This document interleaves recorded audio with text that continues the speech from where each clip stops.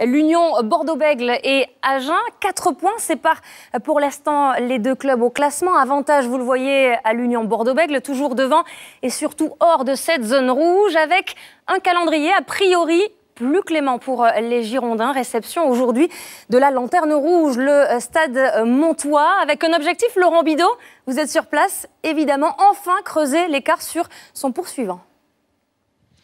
Oui, et pour creuser l'écart, l'Union Bordeaux-Bègles avait pris ce match très au sérieux en alignant quasiment la même équipe que celle qui s'est inclinée d'un point seulement à Toulouse il y a 2 semaines, avec une grosse concentration à l'échauffement autour du capitaine Matthew Clarkin dans un stade Chabandelmas garni de 22 000 spectateurs ce soir. D'entrée, les Bordelais essayent d'imprimer leur rythme avec Adams, avec la longue passe de Clarkin pour Reana. Sur l'extérieur, Talleboula, le jeu au pied à suivre, le rebond favorable pour Talleboula qui retrouve intérieur Reana pour le premier essai du match après seulement 3 minutes de jeu. Oui, mais arbitrage vidéo demandé par Christophe Berdos pour savoir si le Fidjien met le pied en touche avant de faire la passe.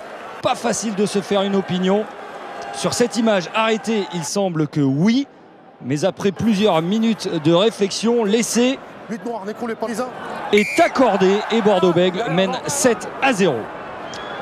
Ensuite, pendant 20 minutes, Mont-de-Marsan monopolise le ballon, mais sans marquer. Et les Bordelais, eux, sont beaucoup plus efficaces. Floréa pour Talleboula qui marque en coin le deuxième essai girondin, à moitié en chaussettes. Regardez bien le pied gauche de Talleboula.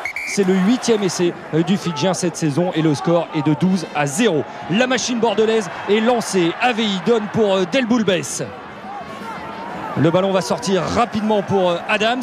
Lopez a plusieurs solutions. Intérieur pour Connor qui perce la défense de Mont-de-Marsan pour servir sur un plateau. Félix Le Boris pour le 3e essai déjà des Girondins après seulement 30 minutes de jeu. 3 essais à 0. Le bonus offensif est déjà dans la poche. De quoi réjouir un peu le manager Raphaël Ibanez qui reste calme pour l'instant. 19-0, c'est le score à la mi-temps. Dès la reprise, les Bordelais remettent un coup d'accélérateur. Dans la foulée, Dolé AVI qui s'arrache pour servir Silviu Florea qui est un petit peu court. Il s'arrête avant la ligne. Le ballon ressort avec Adams pour AVI encore. Et le 4e essai girondin.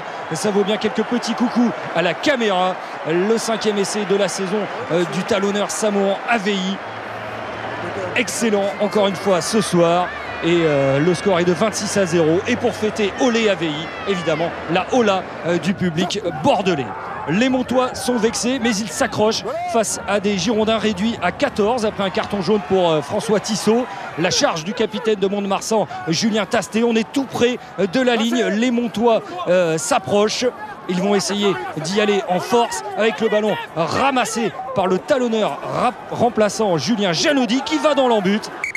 Monsieur Berdos demandera l'arbitrage vidéo qui va confirmer l'essai de Janaudy et Mont-de-Marsan grignote son retard 26-7, 4 essais à 1. Bordeaux-Bègles a toujours le bonus offensif, mais la situation est un petit peu renversée à l'image de cette mêlée et les Bordelais mettent un petit peu de temps à reprendre le jeu à leur compte, mais ça vient dans le sillage du capitaine Matthew Clarkin. Adams arrive pour servir Le Boris qui voit un espace libre, il joue au pied dans le dos de la défense, c'est lui le plus rapide pour poursuivre au pied et ensuite est-il plus rapide que le ballon? Eh bien non, trop court Félix Le Boris sur cette action. Confirmation au ralenti, Le Boris est passé tout près du doublé. Le score est toujours de 26-7, il reste moins d'un quart d'heure à jouer et l'Union Bordeaux-Bègles domine largement ce match avec la charge de François Tissot. Ça sort rapidement pour Adams qui voit un espace et qui retrouve intérieur Olé AVI qui retrouve lui Camille Lopez qui échappe à un plaquage pour servir Andrew Mailei, le centre tongien qui venait de faire son entrée. Le 5e essai de son équipe avec au départ l'inspiration d'Adams et le soutien, le relais des cadres AVI et Camille Lopez, superbe avec la conclusion de Mailei. Le score est alors de 33-7 pour l'Union Bordeaux-Bègles. Mont-de-Marsan est à 14 après un carton jaune pour Beñat Arayet et les Montois ne peuvent rien contre les vagues qui déferlent avec encore ce diable de Talleboula qui trouve un espace dans la défense, qui rentre dans les 22 mètres. Le soutien de Forbes repris au dernier moment. Il y a le soutien de Connor qui aplatit. Oui, mais non. Il y a un en avant de l'Australien au dernier moment. La sirène a retenti, c'est la dernière action et les remplaçants bordelais se mettent au diapason des titulaires. Sanchez, Madol, Poirot, on est à 5 mètres de la ligne. C'est rond pour AVI qui est toujours là pour servir sur un pas Nicolas Sanchez et l'Argentin qui inscrit le 6e essai des Girondins. La fête est complète pour Vincent Etcheto et l'Union Bordeaux-Bègles. Vraiment maintenant c'en est trop pour le stade montois. Score final 40-7. 40 points, c'est le tarif minimum pour la 3e fois d'affilée dans ce stade Chabandelmas. Porte-bonheur, la victoire est largement bonifiée et c'est un nouveau grand pas vers le maintien en top 14, autrement dit la cour des grands.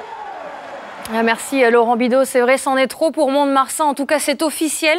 Le club est condamné désormais. Le club landais retournera la saison prochaine en Pro D2 avec cette nouvelle défaite non bonifiée.